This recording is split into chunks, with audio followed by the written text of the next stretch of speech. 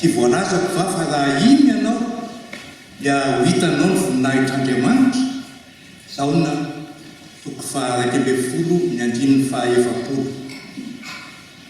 Mahita mba ino sa kosa mino mba hahita.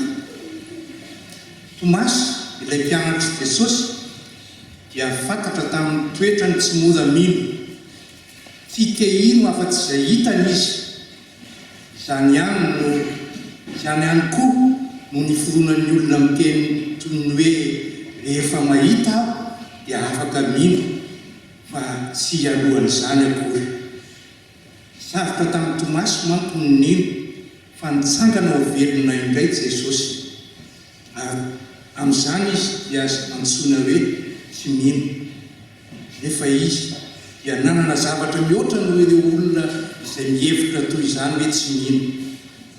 Avy eo izy dia nanaraka ireo mpianatra izay nanamafy fa nifanena tamin'ny Tompo izay velona. Ary rehefa nanao izany dingana izany izy dia nahitany Jesosy ka nino. Naneo ny finoany izy tamin'ny antsoiny mafy hoe Tompoko sy Andriamanitra. Ary hoy Jesosy namaly azy, satria nahita ianao dia nino, fa sambatra kosa izay tsy nahita nefa nino.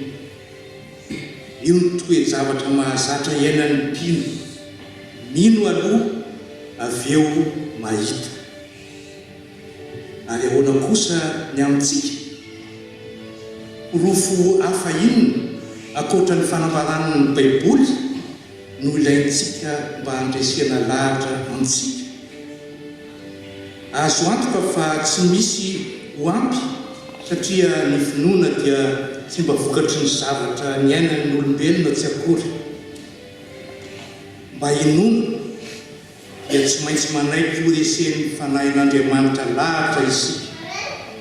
Tokony haniry tsotra fotsiny ny hino an'Andriamanitra sy toky aminy, satria izy manome finoana ho an'ireo izay mitady azy. Jesosy Kristy na dia tsy hitanareo ankehitriny azy, nefa satria inonareo dia iravoravoanareo amin'ny fifaliana, tsy azo tononona sady be voninahitra. Petera 1:1